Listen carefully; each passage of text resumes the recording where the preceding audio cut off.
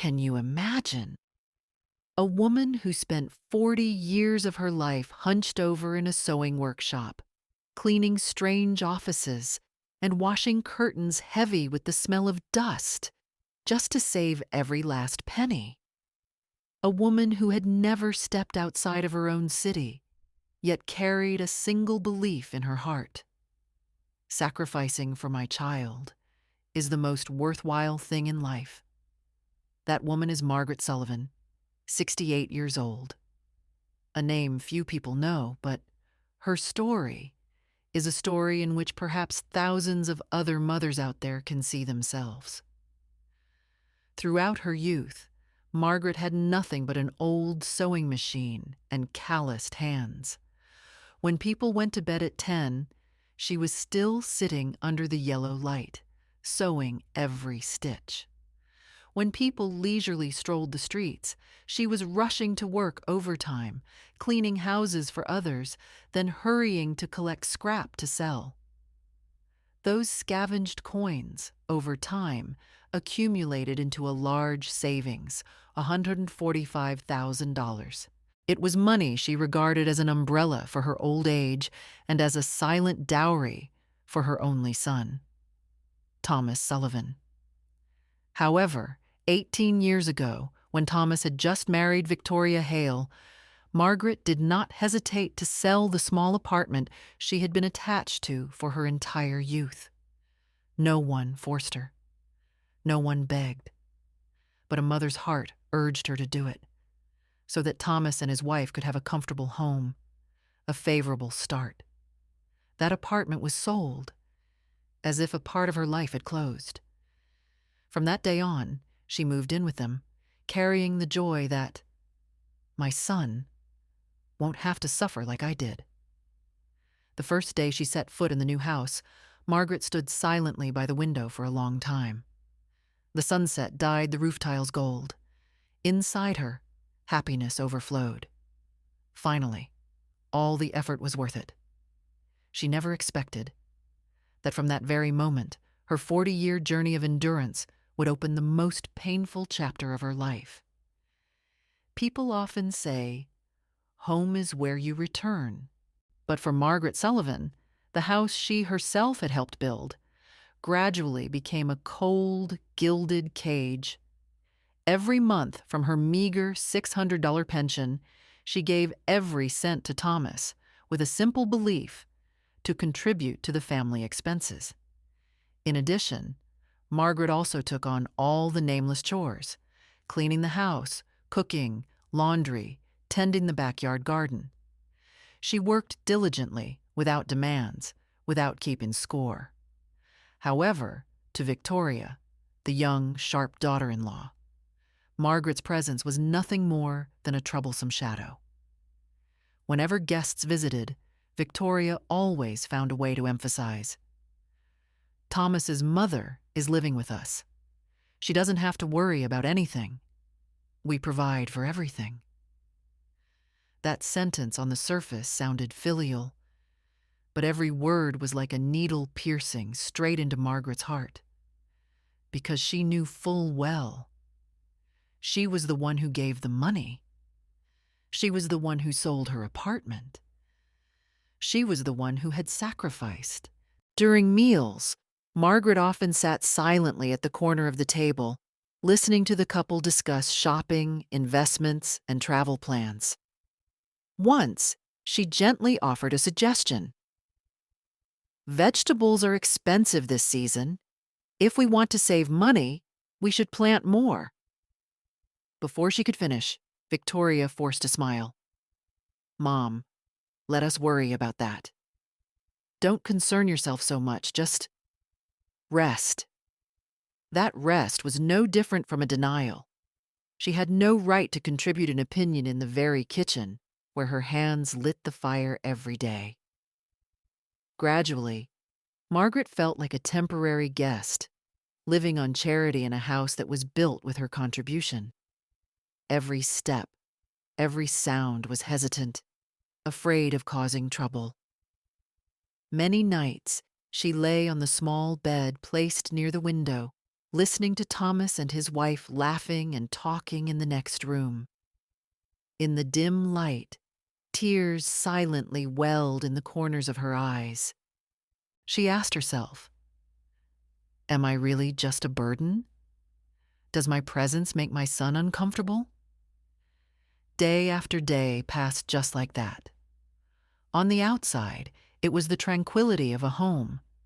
But inside, Margaret was gradually being pushed to the margins, invisible in the very house she had sacrificed everything to build 18 years prior. A family, from the outside, always looks bright. Thomas and Victoria's house was in a quiet neighborhood, with a white fence, climbing roses by the door, and a warm yellow light every evening. People passing by would all think, "What a happy family." But only Margaret understood how many cracks that brick wall concealed. Victoria spoke to her less and less. Instead, there were fleeting glances, half smiles.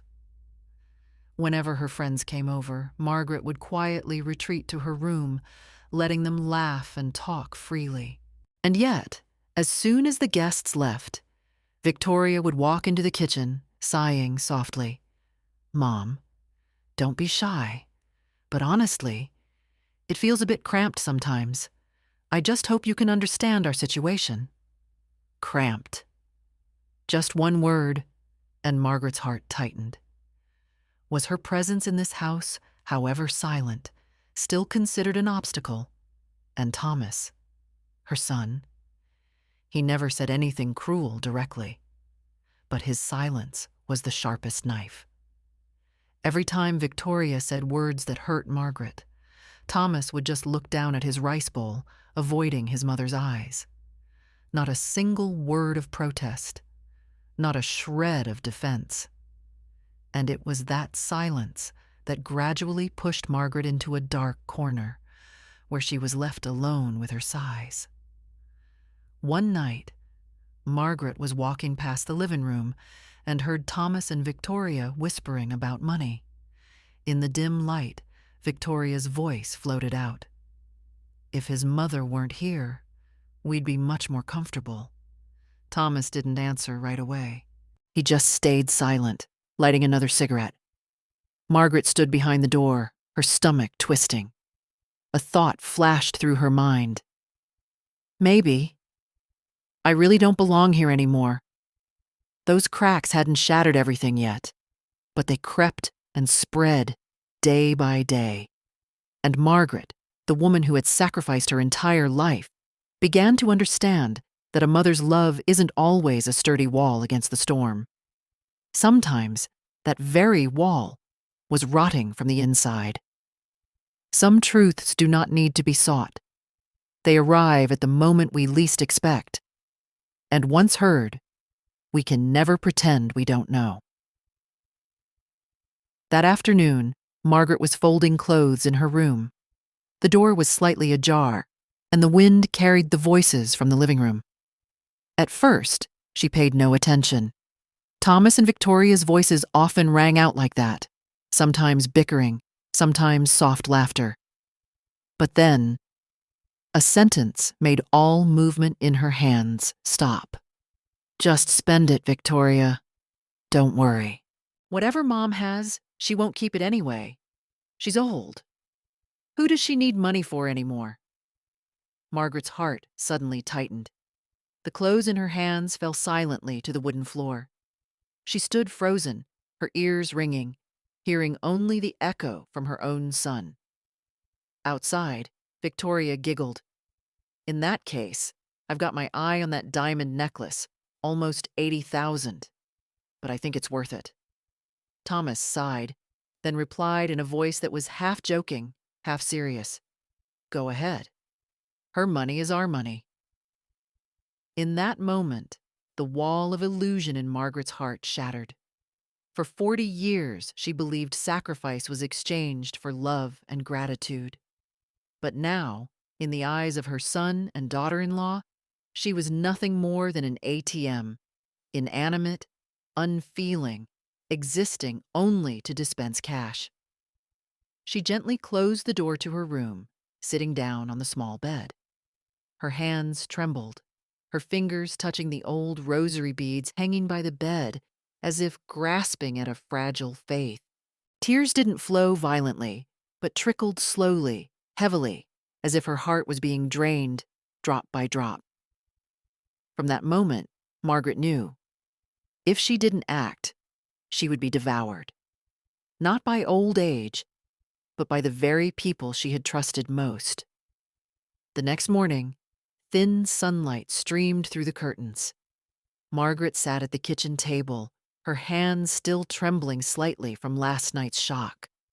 Thomas's words echoed in her head like a hammer blow. She's old. Who does she need money for anymore? Never in her 68 years of life had Margaret felt so meaningless. As she quietly washed the dishes, the sound of Victoria's high heels clicked on the wooden floor. She wore a luxurious blue dress, her lips glossy red, her smile radiant, but her eyes cold. "I'm heading to the mall for a bit. Probably won't be back till late," Victoria said to Thomas as she came down the stairs. "Okay. Use Mom's card. Just swipe it. Don't worry," Thomas replied curtly, not even glancing at Margaret, who was standing less than 2 meters away. Margaret gripped the plate in her hand. Another second, and she might have dropped it.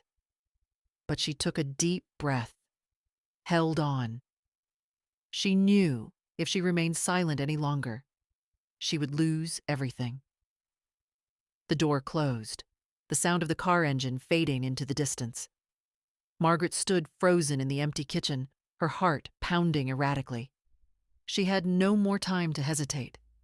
Her trembling hand picked up the phone. She dialed the bank's number, a number she had known by heart for so many years. "National Bank, how may I help you?" The receptionist's voice came through the receiver. Margaret took a deep breath. "This is Margaret Sullivan. I want to lock my card immediately. It's an emergency. Please block all transactions, especially from card number 8473. "Understood, Mrs. Sullivan. We will freeze the account immediately." "Would you like to confirm the reason?" Margaret closed her eyes. Her voice was quiet, but firm. "Because I no longer want to be treated as a living wallet." At the same time, at the mall, Victoria walked into the luxury jewelry store with her usual confidence. She had already set her sights on a sparkling diamond necklace worth $78,000. A piece of jewelry she believed would make her friends envious and make Thomas respect her for indulging his wife. "Swipe the card," Victoria said, her lips curling into an arrogant smile. The employee politely took the card, swiped it through the machine. 1 second, 2 seconds, 5 seconds. The screen flashed bright red letters. "Transaction denied." "I'm sorry, ma'am. The card cannot be processed." Victoria raised an eyebrow, letting out a scornful laugh. "Try it again. That's my mother-in-law's card. There are hundreds of thousands in there." The machine reported an error again, the second time, and the third. Victoria's expression shifted from arrogance to confusion, and then to fury. The surrounding customers began to stare. A few whispered, others smiled discreetly at the dramatic scene. Victoria's face turned red. She snatched the card back, nearly shouting at the employee, "Your cheap machine must be broken. I'm calling my husband." Meanwhile, at home, Margaret's phone rang. The caller ID. Thomas. She looked at the screen, her heart fluttering, but she pressed the answer button. "Mom, Victoria said your card isn't working. There must be some mistake with the bank. Call them and unlock it, quickly." Thomas's voice was rushed, laced with irritation. Margaret sat down on the wooden chair, still holding the receiver, but this time her voice was no longer trembling. It was slow, resolute, like steel forged in fire. "It's not the bank's fault, Thomas. I locked the card." There was silence on the other end for a few seconds. Then Thomas roared, "Are you crazy? Why would you do that? Victoria is standing in the store. A crowd of people is staring. Do you know how much you've embarrassed us?" Margaret pressed her lips together, her eyes moist but blazing. "No, Thomas. You are the one who has shamed me. For a long time." Thomas was speechless. For the first time in 20 years, his mother's voice was not a please or, "I'm sorry." "You said I didn't need money anymore. You gave my card to your wife as if I were already dead." "But I am still alive, Thomas. And I am sane enough to know that money is my sweat, my tears, and the youth I traded for it. No one has the right to spend it but me." Thomas gasped, his voice hardening. "You are destroying this family." Margaret closed her eyes, feeling a knot in her heart finally come undone. "No, Thomas. I am just saving myself." The call ended. The house was so quiet Margaret could hear her own heartbeat. She looked at her wrinkled hands, then out the window, where the last light of the day was streaming in. For the first time in decades, she no longer felt weak or helpless. Instead, a quiet strength rose within her, the strength of self-respect. Margaret Sullivan, the woman who had endured for 40 years, had finally reclaimed control of her life. That evening, as Margaret was still clearing the dinner table, the front door burst open with a slam. Thomas stormed in, his face flushed, with Victoria trailing behind him, her eyes glaring as if she had been publicly humiliated. "Mom!" Thomas's voice boomed like thunder in the usually quiet room. "You really locked the card? Do you know how many people were staring at my wife in that store? Do you understand how much you embarrassed us?" Margaret stood still, her hands still holding the dishcloth. She didn't answer right away, just looked straight at her son. That gaze, for the first time in years, was not avoidant, not resigned. Victoria cut in, her voice sharp. "Do you know what a humiliation I had to endure? The card was declined 3 times. People thought I was a fraud. You're old. What do you need to keep money for?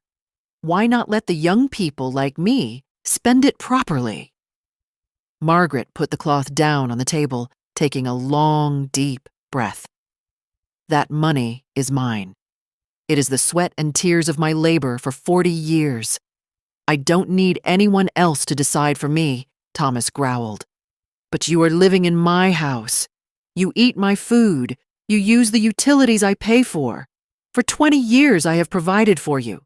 How could you embarrass us like this?" Margaret laughed. It was a dry, choked, and utterly painful laugh. "This house? Thomas, I sold my own apartment 18 years ago so you could afford it. I give you my entire $600 pension every month. I cook, I clean, I scrub every corner. Even that garden out back is tended by my hands. And that you call providing?" The air grew heavy for a second. But then Victoria clapped her hands coldly. "Nice of you to list your contributions. But let's be honest. If you didn't live here, where would you go? Who would take you in? Even your friends probably wouldn't want to take on a burden." Margaret turned to her, her eyes shining with an unusual calm. "Victoria, you've just said the quiet part out loud. In your eyes, I am just a burden. But listen closely. I am not a parasite. I have sacrificed, and I deserve to be respected," Thomas shouted, as if to drown out the shame gnawing at him. "Mom, don't overdo it.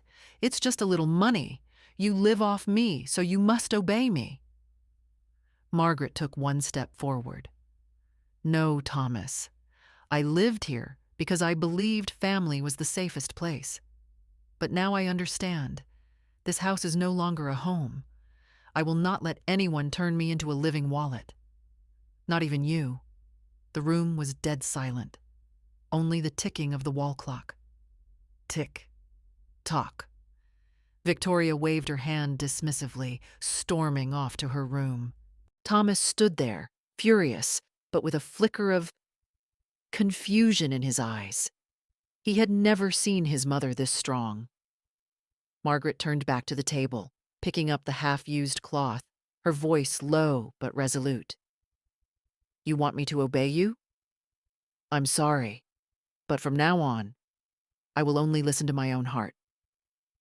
That night, as Thomas and Victoria slammed their bedroom door shut, Margaret sat by the window. Outside, darkness fell over the rooftops, but within her, a new light had just begun to glow. It wasn't large, it wasn't brilliant, but it was enough for her to know. Tomorrow, she would act. The next dawn spilled into the house with a pale light. There was no more shouting, no more cheat, just a heavy silence, as if the walls themselves were listening for what would happen next. Margaret woke up early. She sat quietly by her old suitcase, her thin hands gently touching the handle. For so many years, that suitcase had just sat in the corner of the closet, covered in dust. It had once traveled with her to faraway jobs, carried the sweat of her hard labor. And today, it waited for her again, to open it for a different kind of journey. She began to fold her clothes, simple outfits. There weren't many, just enough to live somewhere else. Halfway through, her hand paused as it touched an old wool cardigan, a birthday present from Thomas when he was 15. Margaret pressed it to her chest, her eyes blurring. There was a time when that boy considered his mother his whole world. But yesterday, that same son had screamed, "You live off me, so you must obey me." Her heart ached, but then it calmed. Perhaps this departure was necessary, not just to save her, but to save a relationship so fractured it could never heal if they continued living together. On the table, Margaret placed a white sheet of paper. She wrote with a trembling hand, but every word was clear. "Thomas, I have been here for 18 years, and in those 18 years, I tried to do everything to keep this family peaceful. But if my presence only brings trouble, then I choose to leave. I don't have much time left in my life, so I want to spend my remaining years living as a person of value, not as a wallet. Don't look for me. Consider this an opportunity for you and your wife to take care of yourselves. Mom." The pen dropped. A teardrop fell, blotting the word Mom. Margaret smiled faintly, a sad smile, but one that held a trace of relief. While Thomas and Victoria were busy getting ready for work, Margaret pulled her suitcase to the door. The wheels squeaked on the wooden floor, echoing like a countdown. Every step was a rejection of her habit of endurance. Every step brought her closer to freedom. The door closed behind her. The house was quiet. No one noticed. No one saw her off. Only the small note on the table, the last proof that she had ever been there.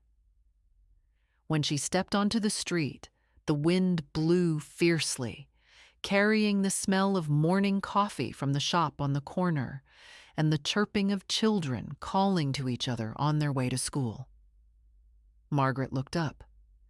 For the first time in many years, the blue sky was no longer the backdrop of a cage.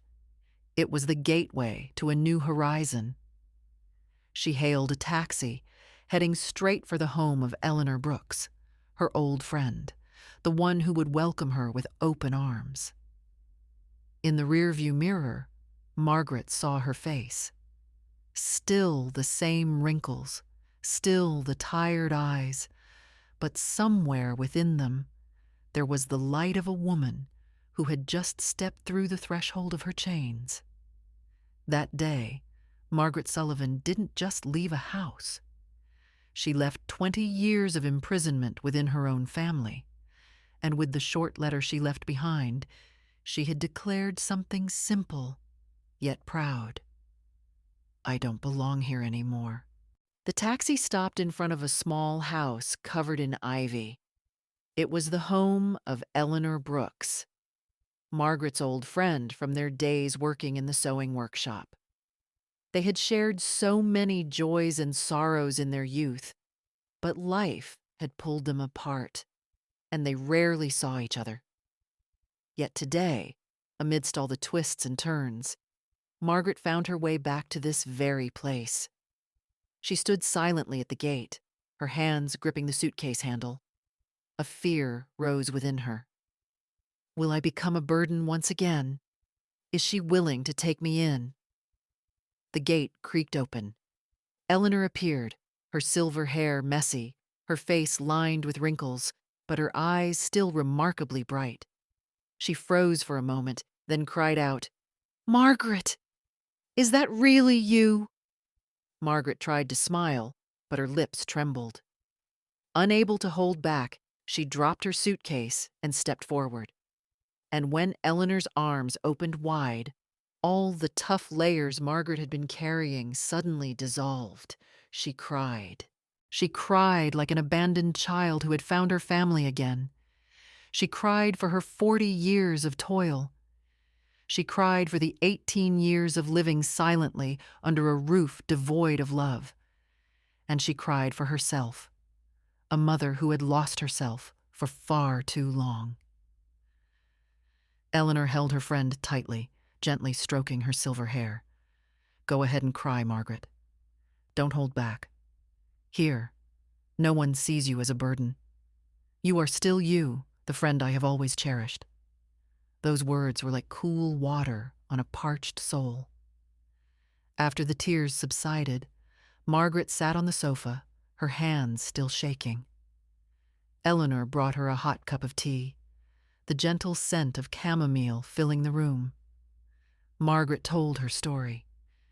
She told her about the days she moved in with Thomas, the cold dinners, the times she was looked down upon, and the moment she heard her own son say, "She's old. What does she need money for?" Eleanor listened, without interrupting, without judging. Occasionally, she would just gently squeeze Margaret's hand, as if to say, "I'm here. You are not alone." When the story ended, the room was silent for a long time. Then Eleanor smiled, her eyes lighting up. "Margaret, how much savings do you have left?" "About 80,000. After giving some of it away," Margaret replied, her voice low. "Then why not buy a small home for yourself? It doesn't need to be luxurious, just needs to be yours. A place where no one dares to call you a burden?" Margaret looked up. The idea flashed in her mind like lightning in a dark night. For all these years, she had never thought of buying a house for herself. She only knew how to sacrifice, to pour everything into her son. But now, a house of her own, a home that truly belonged to her, wasn't that the freedom she had always longed for? That night, Margaret lay in Eleanor's living room, staring at the ceiling. But her eyes were no longer filled with tears. Instead, she began to think about the future, about windows filled with sunlight, about a small dining table just for one, but filled with peace, about the days when no one else had the right to dictate her money or her life. For the first time in many years, Margaret smiled when she thought of tomorrow. A week after leaving the old house, Margaret and Eleanor began looking at apartments for sale around the city. She walked in her worn-out shoes, her heart beating fast, as if she were both excited and terrified. Her whole life she had only known how to think for her son. She had never imagined having a home of her own. In the morning, They went to a small apartment complex by the river.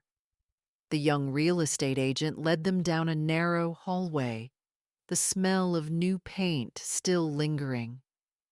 This apartment was just renovated, the perfect size for one person. "The price is $65,000, he said. Margaret stepped inside. The first room opened up to the warm yellow light from a large window. A small balcony overlooked the river, sparkling in the sun. In that moment, she felt as if the air in her lungs had been set free. "Margaret, what do you think?" Eleanor asked softly. She was silent. Her eyes looked at the small, tidy kitchen, imagining herself standing there, cooking a simple meal free from the scrutinizing gaze of her daughter-in-law. She touched the windowsill, imagining watching the sunrise every morning without anyone shouting, without anyone seeing her as a burden. Her heart trembled. A part of her whispered, "Is it worth it? Every penny is my sweat and tears.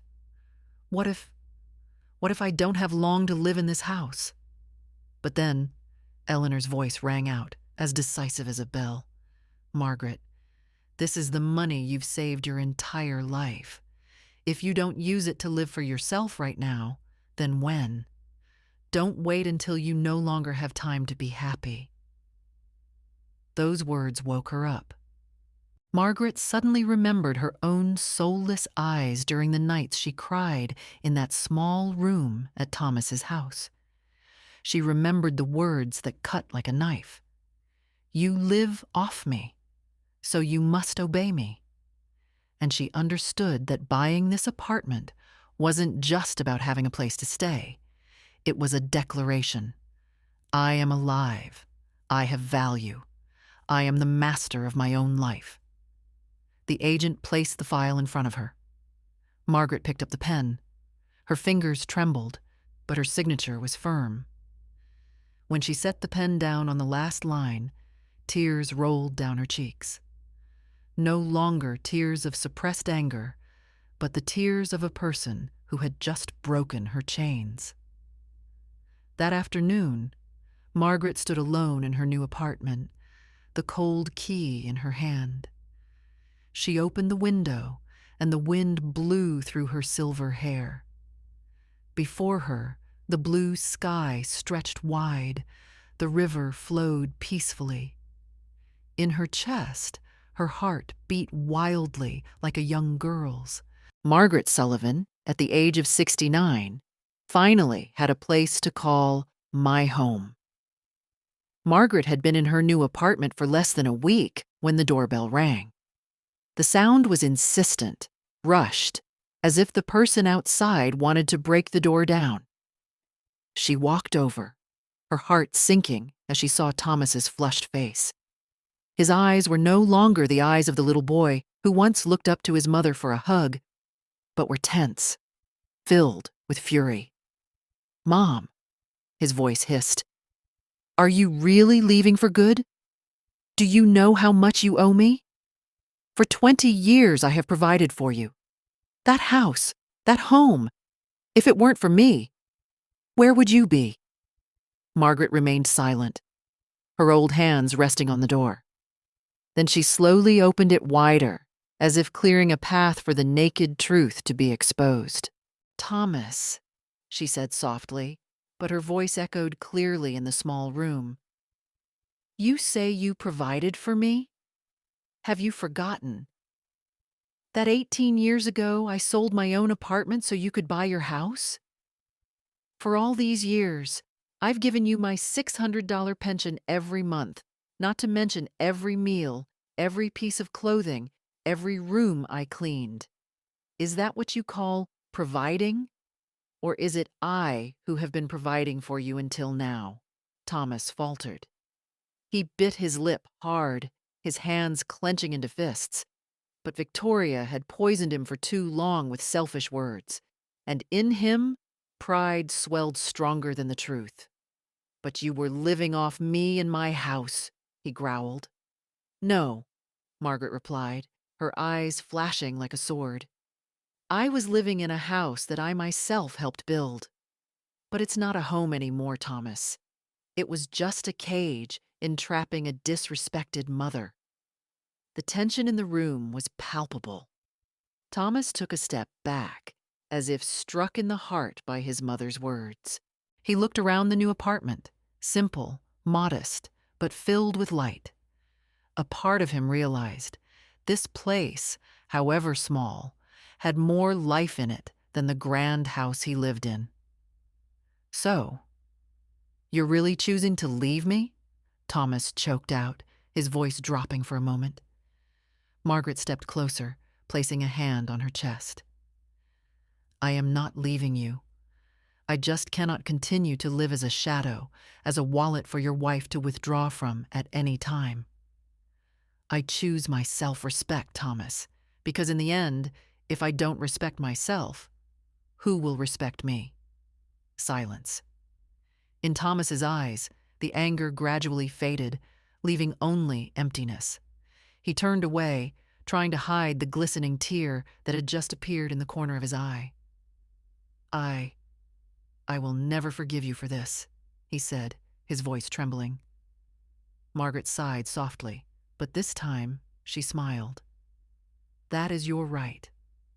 But I forgive myself after all these years of unconditional sacrifice.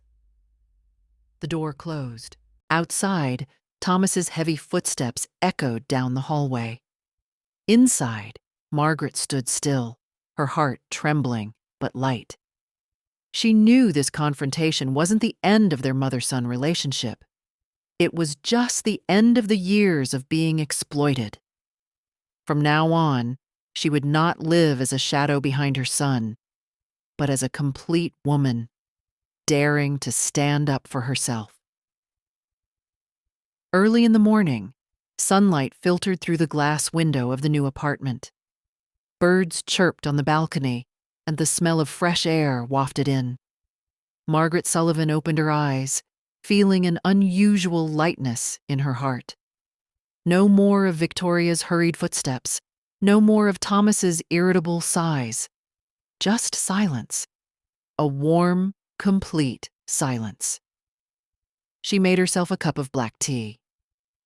Sitting at the small table near the window, Margaret opened an old novel she had once abandoned because she was too busy with housework. The yellowed pages and the old book smell mixed with the aroma of the tea, calming her. How long had it been since she read a book just because she wanted to? Later, Margaret went to the nearby market. She picked out a few white chrysanthemums and a small bunch of lavender. When she returned, she arranged the flowers in a glass vase and placed it in the middle of the table. The apartment instantly brightened.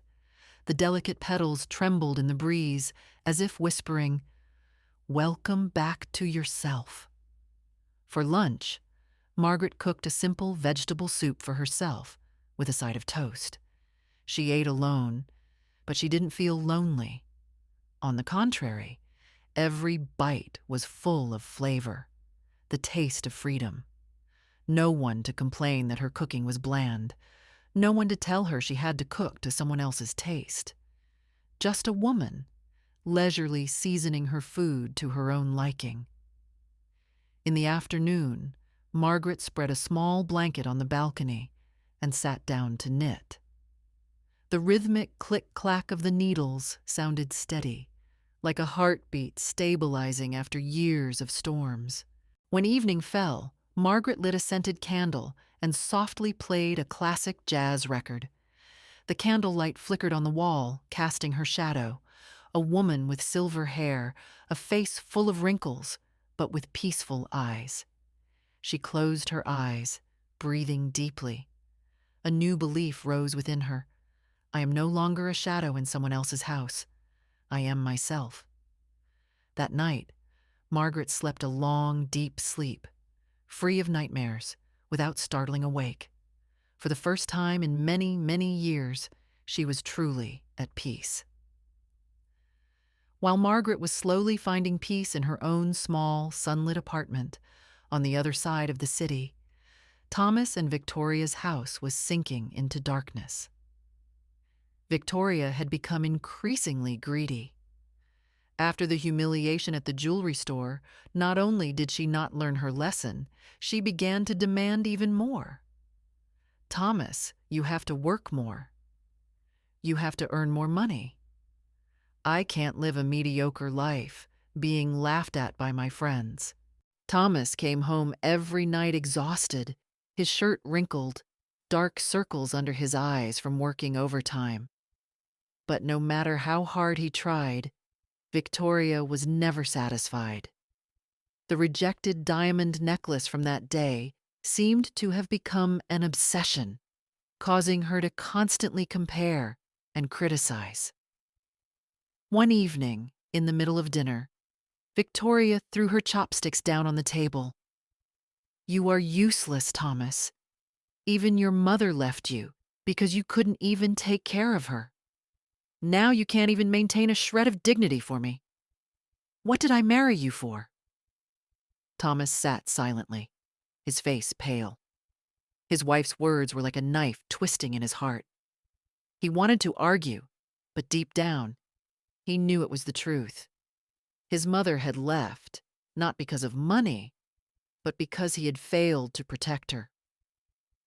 As the months passed, the already rotten marriage quickly fractured. The arguments were no longer confined to the dinner table. One time, a neighbor had to knock on their door because Victoria's screams were echoing. "I can't take this anymore. You are poor and worthless. I need a man who can give me everything, not someone who just bows down to his old mother and his boss." Just 1 week later, Victoria left. Not a single proper goodbye, only divorce papers left on the table and a pair of high heels tossed by the door, like a cold final stop to 18 years of marriage. The spacious house now felt empty. Thomas sat in the middle of the living room, an empty liquor bottle on the table, his eyes staring blankly into space. He remembered his childhood days when his mother's kitchen always smelled of freshly baked bread. He remembered her thin hands sewing his clothes. He remembered the moment Margaret looked him straight in the eye and said, "I just cannot continue to live as a living wallet." At that time, he was angry. But now, in a house empty of both his wife and his mother, Thomas understood. He had lost everything. Late at night, he picked up his phone for the first time, hesitating over his mother's number. His finger trembled, but in the end, he still couldn't find the courage to call. He knew the wound he had left in her heart would not heal easily. On the other side of town, in Margaret's small apartment, a warm yellow light glowed from the window. She was knitting a scarf, smiling as the radio played an old song. She didn't know that, not far away, her son was alone, facing the ruins he himself had created. 2 years after leaving the old house, Margaret Sullivan turned 70. But she had never felt so young and full of life. Every morning, she woke up early, pulling back the curtains to let the first sunlight into her small apartment. The balcony was full of flower pots she tended herself. Lavender, white chrysanthemums, and even climbing roses she had grown from tiny cuttings. She would make a cup of tea and sit, watching the river sparkle in the distance. No need to rush, no need to suppress a sigh. She was simply allowed to live for herself. She joined a book club at the nearby library, where she made friends with people her own age. In the afternoons, they would sit together, sharing stories about life, about their children and grandchildren. But in Margaret's eyes, they weren't just stories.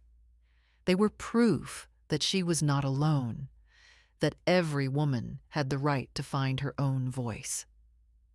One rainy afternoon, the doorbell rang. Margaret opened it and saw Thomas standing there. He no longer had the arrogant look of before. His face was gaunt, his eyes hollow, and he was holding a bouquet of white lilies. "Mom," his voice trembled. "I'm sorry." Margaret looked at her son for a long time. In her heart, the old wound still twinged, but it no longer burned. She invited him in, poured him tea. The two sat facing each other. Between them, there were no more accusations, just a heavy but necessary silence. Thomas finally spoke. "Victoria is gone. I've lost everything, and I only have you left. But, Mom, I know I was wrong. I turned you into a shadow in your own home." Margaret placed her hand on the table gently but firmly. "Thomas, I have forgiven you. But forgiveness doesn't mean everything goes back to the way it was. Between you and me, from now on, there will be boundaries. I am your mother, not your bank, not your maid. I need to be respected." Thomas nodded, tears falling. That afternoon, Margaret saw her son to the door. She stood at the threshold, watching his figure fade into the rain. She didn't know what the future would hold, but at least today she had chosen her self-respect. And that was enough to give her peace. That evening, Margaret sat alone, adding a few more flowers to the vase on her table. The flickering candlelight cast her shadow on the wall, no longer the hunched shadow of a person being overshadowed, but the proud silhouette of a woman who knew her own worth. At 70, Mrs. Sullivan hadn't just found a new home. She found a new heart, peaceful, proud, and free. Epilogue. Perhaps Margaret Sullivan's story isn't just about one woman. Somewhere out there are countless mothers and grandmothers who have spent their entire lives sacrificing, only to be seen as a burden in their twilight years. But through Margaret's journey, we understand. It is never too late to live for yourself. It is never too late to set boundaries, to say with a firm voice, "I deserve to be respected." If you are reading these words, remember, loving your family does not mean losing yourself. True love is only sustainable when it is built on respect and equality. Margaret only found peace at 70. But you can start today. Give yourself the right to be happy, the right to be free, and the right to live exactly as you want. And who knows? One day, as you sit by the window, watching the sunrise, you will smile with relief and whisper, "Finally, I have found myself."